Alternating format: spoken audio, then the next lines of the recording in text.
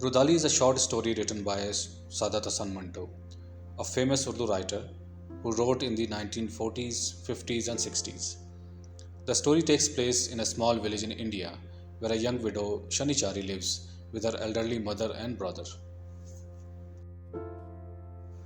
Shanichari's husband had died 12 years ago, leaving her destitute and deeply depressed, both emotionally and financially. One day, a woman known as Rudali arrives in the town, who is a professional mourner. Shanichari is initially suspicious of Rudali and does not welcome her into the house. However, her mother and brother take a liking to her and reveal to her the plight of Shanichari.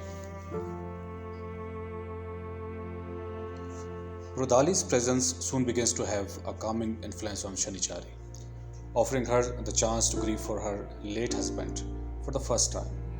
After her mother passes away, Rudalis help Shanichari cope with her grief. She reveals that she is a professional mourner because she too is a widow and crying gives her comfort. When the two women exchange stories, they also exchange roles. Shanichari takes on a position as a professional mourner, while Rudali takes on an emotional role as the one who grieves. The story finally ends with Shanichari's smiling, having let go of her anguish and sorrow.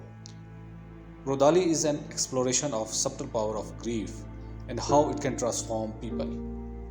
In a time when people often consider widows to be a burden, Manto presents a touching story of resilience, compassion, and acceptance.